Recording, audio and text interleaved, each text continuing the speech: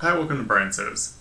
Today I'm going to show you a tool that might just revolutionize the way you cut fabric and patterns and God knows what else you got around the house. Um, the reason I came across this tool was because I was working at the sewing school, and for our kids after school programs, we do most of the cutting for them, which means that I need to pre-cut all the projects ahead of time. And I was using the rotary cutter to do that, and I was getting some wrist pain. And the pain started quickly, and it was to the point where I would pick up the rotary cutter and it hurt just to hold it and not even cut. And I think it mostly this came on because I was cutting. You've got a class of 12, so I'm trying to cut out as many projects at a time as I possibly can.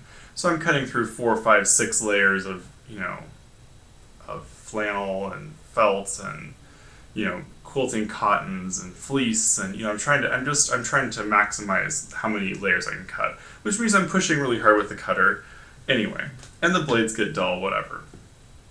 What happened was couldn't use rotary anymore. I realized I was going to hurt my hand. I was going to hurt my hand permanently if I kept using that tool.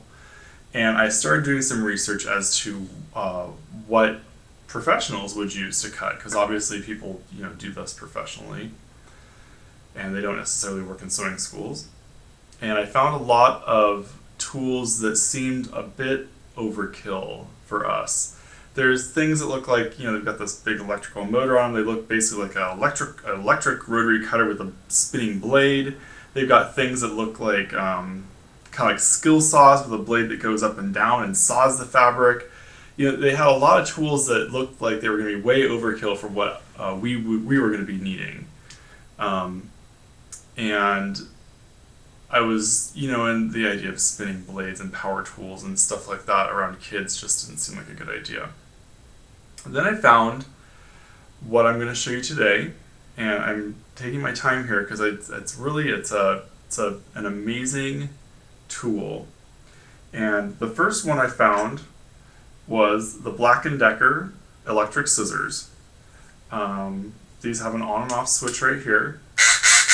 The kids call them the Angry Duck because they sound like an angry duck, I suppose. These plug in. There's a cord back here, or you plug them into the charger right back here. They're very nice in the hand. They feel great when you're holding them. Very ergonomic.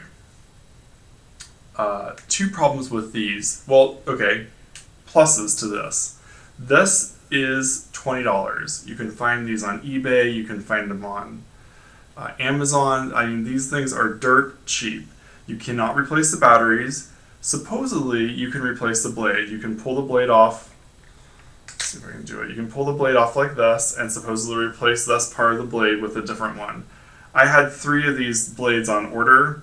They've been backwards since I ordered them, so I canceled the order. The problem with this particular cutter, another plus, very safe. You can't get your finger into where the cutting blades actually are. Safe to use around kids. Kids love using them. These are really great. And for $20, I don't think you can go wrong with these.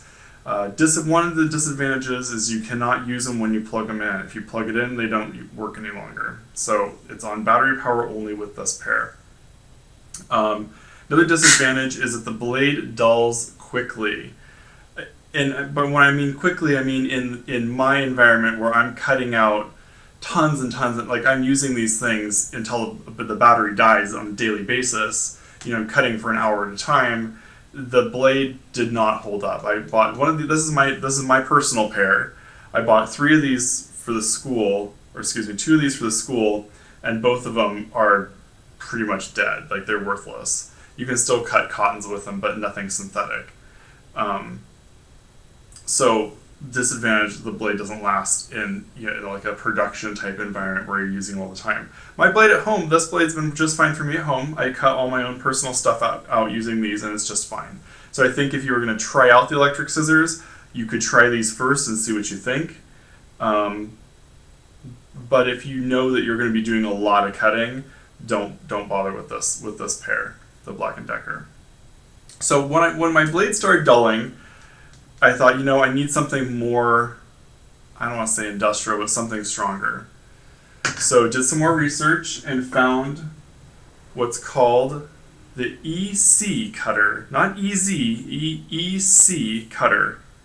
And this one, same thing, same idea. It is not, the housing in the grip is not as well designed. The Black & Decker feels much nicer in the hand. However, this pair right here, these things are awesome. We have two of them at the school now. The first pair we've been using for a couple months. I have not been able to dull the blade. The blade has, I'll see if you can see here. There's a little, let's see if I can hold it still for the camera to focus. See that little half moon shape there? Oh, come on, camera. You can kind of see it. There's a little half moon shape there on the blade. And that is a carbide blade insert. Carbide is an extremely brittle but strong material. They use it to reinforce drill bits and all kinds of cutting tools. So your toolbox might have carbide tools in it. The carbide blade insert obviously is exactly what these things needed, because we just got a newer pair of these with a newer blade. I can't tell the difference between the new ones and the old ones, and we've been using the old ones, like I said, for a couple months now. These will cut 4 layers of fleece at a time. They'll cut probably 8 to 12 layers of quilting cottons at a time. 4 or 5 layers of knit at a time. Like, these things just go and go and go. They slow down slightly as you're cutting through multiple layers, but you just kind of go slower and you take your time and you just go around what you need to cut. The blade on these also comes off, so you can replace. This is easily replaced. This pair also came with what's called the shoe blade, which is, see, it has this flat surface on the bottom, supposedly for sliding. Let's see if I can get this on here. Supposedly for sliding along a tabletop. I never used the shoe blade. It's too big. It gets in my way. It's hard to turn corners with this thing on here. You can take the bottom shoe part off. I see there's a screw here. You can probably take that off. So my plan is probably if and when this blade ever wears out, to take the shoe part off of this blade and use this one. In reading some reviews online, it seems that the blade doesn't necessarily wear out as much as, because it is brittle, if it hits the floor, you can nick the blade, and in that case, you may have to replace it.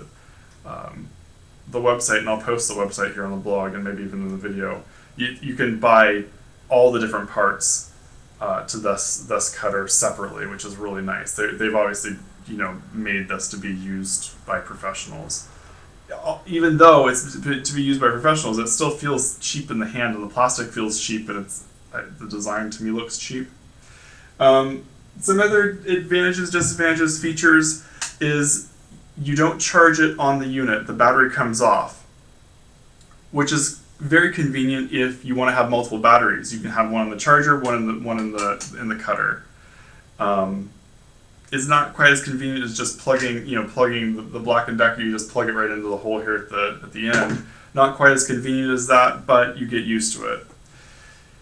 An advantage of this is that you run your battery out, which we do it all the time. This one, I'd say we can probably cut. It depends. The length of time you can cut with these electric scissors has a lot to do with how many layers you're cutting. If you're cutting 4 layers of fleece, like you're cutting out stuffed animals and whatnot, they don't last quite as long. These probably go for a good hour and a half of 4 layers of fleece. If you're cutting out just single layers of something, you probably last 2-3 hours. It seems like. I can't say because I don't really know for sure. We've drained the battery a few times on this set, the EC cutter. When you drain the battery and you need to keep cutting, it's a problem with this pair, because then you got to wait for these things to charge. With this pair, it comes with this handy piece here. You just plug this in, you plug your cord, you take your cord out of your charger, plug it directly into the back of the cutter, and now you have a corded cutter.